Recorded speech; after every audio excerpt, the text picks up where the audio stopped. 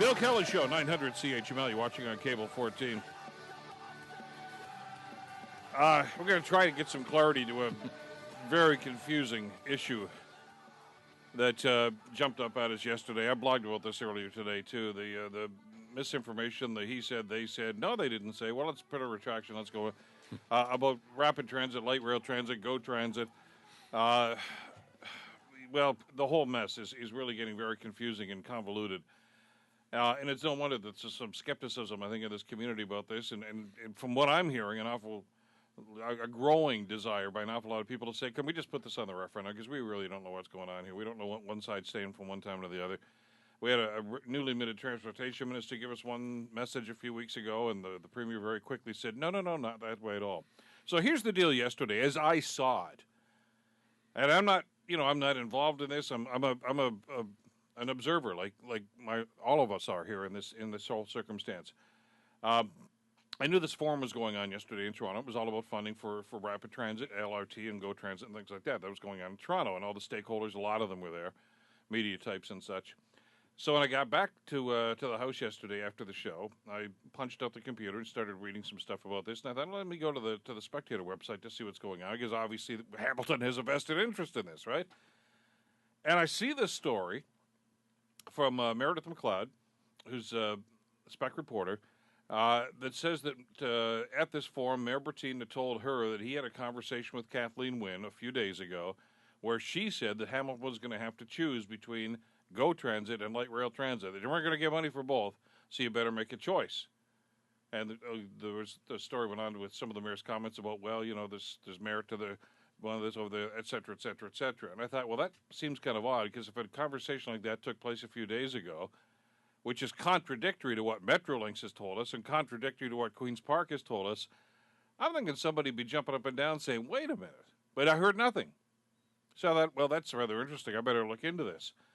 Then there's a revision to the story, and this is just my perception on the website, that said, well, no, we've looked into this, and apparently the Premier's office is denying the conversation took place, and the Mayor says the conversation never took place. As a matter of fact, supposedly where the meeting and the conversation was supposed to have happened was at a fundraiser for Ted McMeekin, and the Mayor didn't even attend that.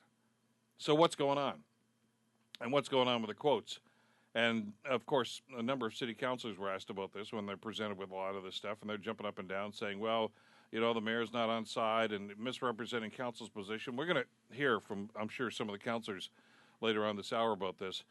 But I have invited the mayor to come in here to try to explain to us just what the hell is going on, because I'm confused. And if I'm confused and if you're confused, there's about 500,000 people in the city that are saying, what the heck's going on here? Thank you for coming in here and joining us on this. Well, I'm pleased to be here, Bill. All right. Did you have a conversation with Premier Wynne about LRT in the last few days? No.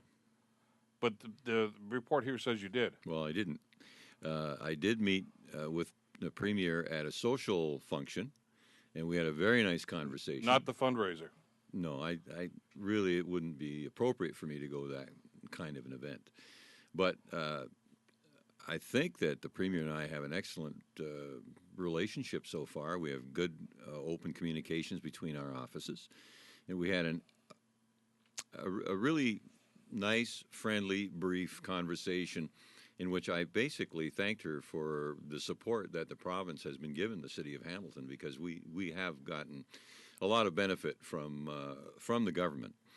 But it stopped there. With regard to LRTs and GOs and our transit plan, it's all carried in this plan called Rapid Ready, and it's been endorsed by council, and we've put that forward, and that's our official position, and I have no reason to deflect from that. In the brief conversation that you had with Kathleen Wynne then, yeah, there was no discussion about funding? No discussion about either or LRT or GO Transit? No.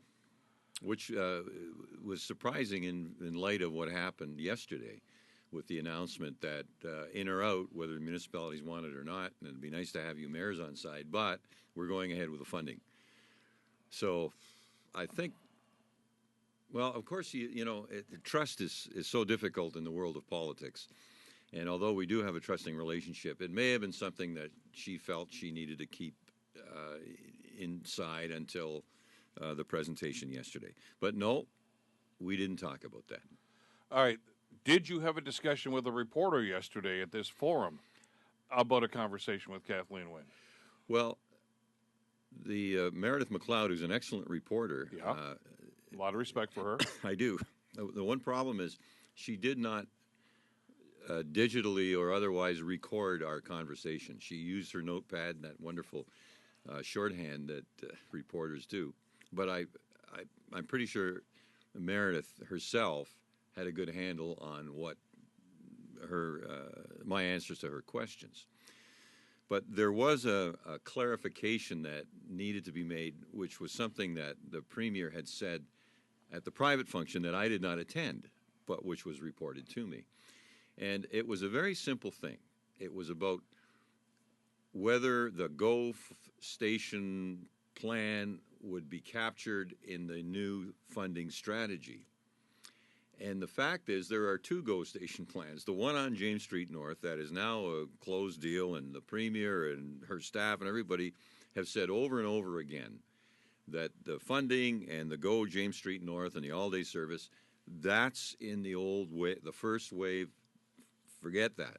But the Metrolinx plan also includes a station at Stony Creek or Centennial, somewhere in that area. And that station will fall under the funding strategy. And that's fine.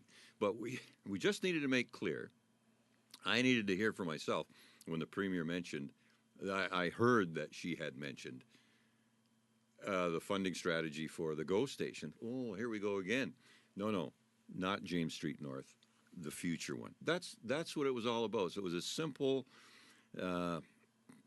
clarification that's been blown up into a confrontation between me and the Premier about whether we should have LRT or a GO station at Stony Creek.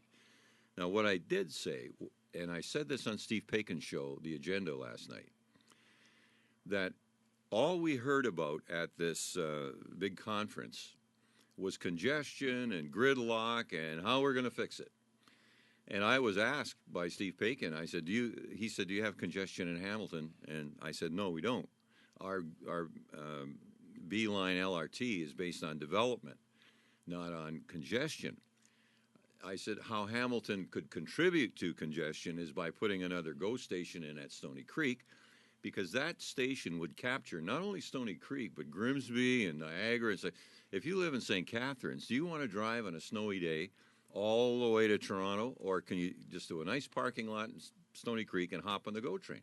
It's exactly what happens in Oshawa, because the mayor of Oshawa said when he gets to the GO station at 6:30 in the morning, it's 75% full from Peterborough, Lindsay, all those people who live in that area. So that was, and I am entitled to my opinion, my suggestion as to if it's about congestion, that would be the appropriate measure. But that's not what's contained in our Rapid Ready.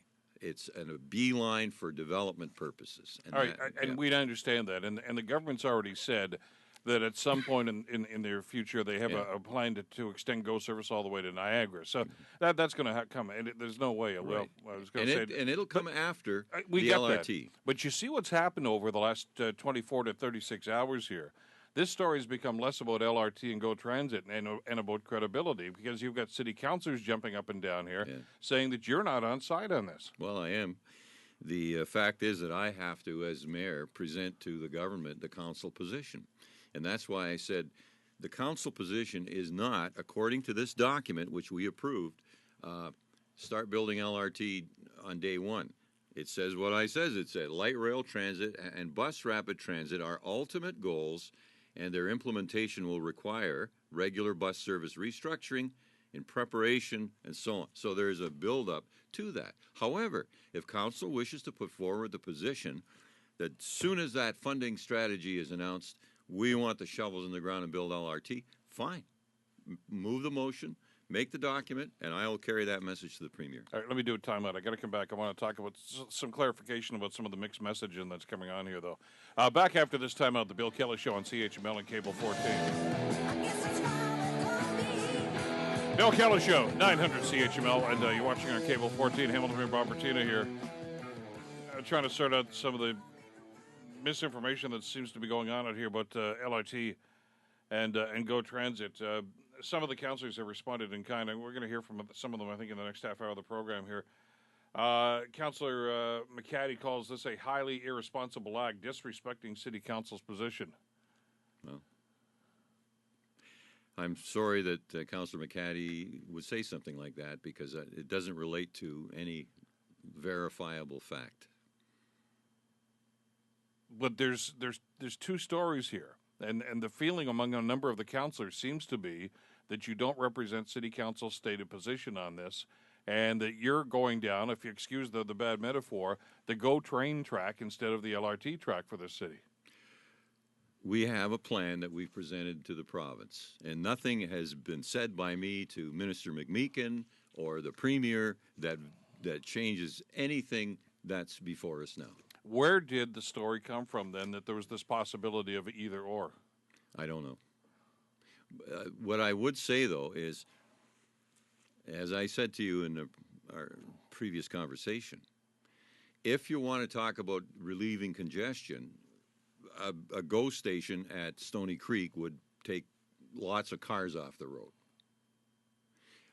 The B line is a transit-oriented development project which hopes to see growth created along the line, which will be a benefit to Hamilton. But the whole conversation at the Civic Action Forum was about congestion and how terrible it is and how it's affecting the ability of province to compete. And so we need to fix that. So when you come to the mayor of Hamilton and say, what about your congestion? Well, we're not about congestion. We can get anywhere in 20 minutes in the city. But I'm not refuting the Rapid Ready plan. There it is, and I'm happy to support it. I also am entitled to my opinion that if you want to relieve congestion, the B-line LRT is not the answer, and everybody admits, nobody says it's a congestion fighter. And by the way, I also want to say, Bill, in terms of LRT, because I'm constantly being thrown this, oh, he doesn't want LRT. In the election campaign, where the previous mayor did focus on the B line and that's what we need, I said I would prefer to see the line go from the waterfront to the airport. That solves so many problems, including where you're going to park all the trains, because we got lots of land up there. But great, LRT, let's go, let's do it right away. I happen to have another opinion on what the most effective thing would be for the city. But I haven't told the Premier and I haven't told McMeekin, you know what, just scrap that. I haven't said that.